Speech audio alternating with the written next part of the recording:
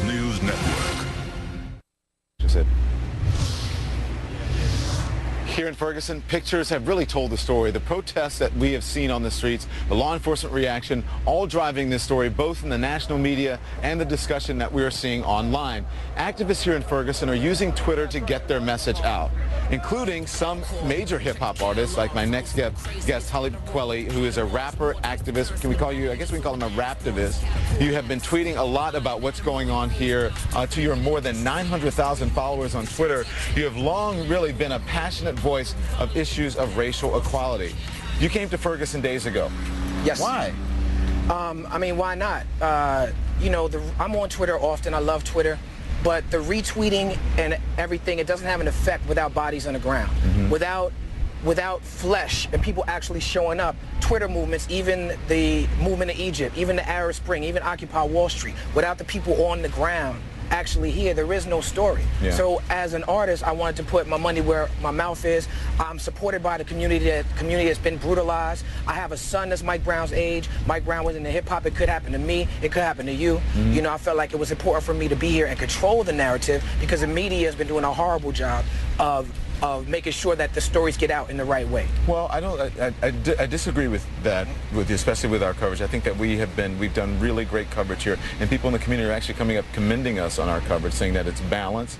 We've been telling the stories of young black men and their interactions with police officers. I don't think the entire media has been bad. No, I don't think. I think what you're speaking about is intentions, and I don't think, you know, especially an organization like CNN, I don't think the intention is to not be fair or balanced. But we live in a world that's run by white supremacy, and that's the narrative and language of the oppressors taking over. On CNN.com right now, you have a story up that says, Ferguson calm until bottles fly.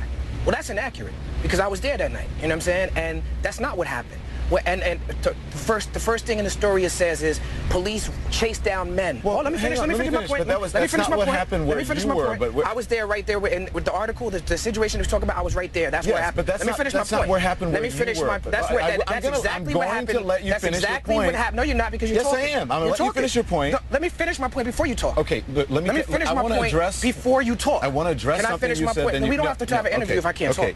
If I can't talk, we don't have to have an interview. Okay, For real, can I finish my point though? Well, you're interrupting me and telling me you're going to let me talk. Where you were, and police say you're not seeing everything that happens, that goes on. You can't see everything that happens. I'm only telling you my perspective. Can I finish telling you my perspective, and then you can respond? Because that's how you have a conversation. I understand that. In order to have a conversation, you have to listen to me as well. Okay, well, let me just explain something. I would listen to you if you had the decency. Let me finish. If you had the decency to greet me. I do have the decency. I invited you to come on. All right, let me tell you what happened. You didn't invite me.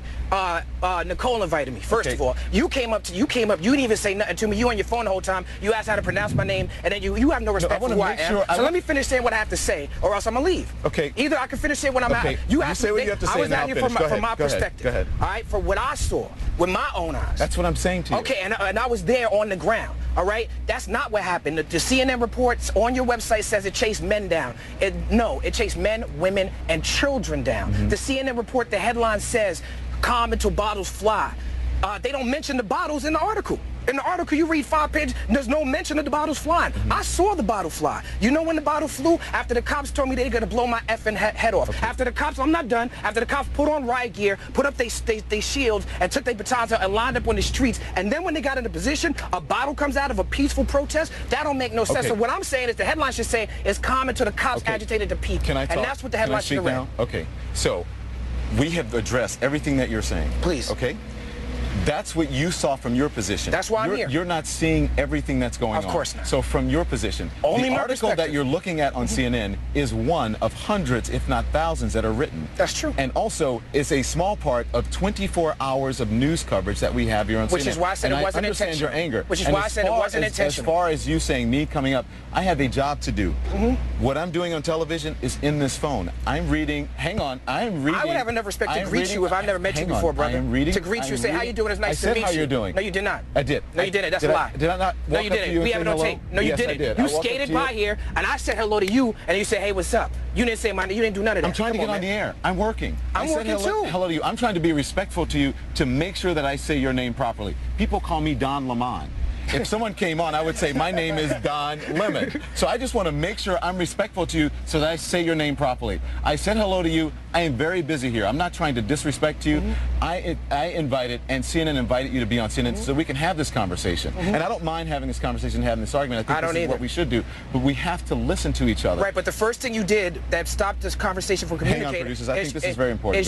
While I was telling my perspective, you've been on TV all day. I'm in the streets, and you out here, and I commend you. I seen you going through the same struggles as a black man that we all going through, and I commend you for being out here, because a lot of people who talk are not out here, and I can tell from your past, you're not just out here as a journalist. However, the first thing you did when I'm telling my perspective is cut me off, and I'm telling you from my like you correctly said, it's only my perspective. That's all I can be responsible for. Will you just listen to me? I'm not trying to cut you off. I'm trying to address each point that you're giving so that nothing is lost in the sauce. So when you say something, I want to address one point, and then I'm going to stop and let you say something else, and then I'm going to address that point. I'm not trying to disrespect you. What I'm trying to do is get on television so that I can get you on and have a conversation. My job is to represent what I saw, and I have 90 seconds at least to speak when you ask me a question. I know how this goes for me to answer. I got 20 seconds out. Let me say my piece first, and then we can have a conversation. Okay, so let me tell you this. So for the past 2 minutes, right, the producers have been rapping me saying, let's go. I'm standing here having a conversation with you. If I tell you I'm going to let you speak, I mean that. I'm going to let you speak. But I want us to have a conversation where we're listening to each other. Where if I have a mission. I have a mission of statement that I have to get out about my. I'm letting you do that. Well, you weren't, but now you are, and I appreciate it. Yes, no, but I was going to let you do that in the beginning, but you aren't listening. I can't trust that. I can't trust that, brother. I can't trust that, brother. So what am I going to do with that? But you've been on, and I'm letting you have this. Yes, you are, and I commend you for it. All right, well, thank you. Good. Thank you. We'll continue having this conversation. I want to say for people to keep the focus on Mike Brown. I want to say if you people out here say because they don't see protest movement, why no one protests about black on black crime? Why no one protests? Just because you don't see it, just because you choose to ignore it, don't mean it don't exist. There's an organization for black struggle. They out here. Amnesty International is out here. Dream Defenders is out here. Advancement Project is out here. Black Youth Project is out here. Look them up, support them. See Aunt Ferguson, Anonymous. We got to go. Are you going to get me fired because we got to go to commercial break? Are we good? Yes. Yes, we're good. We're good. You know what I'm saying? Emotions is flaring high, but we good. No, but this is what we need to do. No doubt. And this is how we talk around the kitchen table. And so we need to do that. Thank you. We appreciate it. We'll be right back.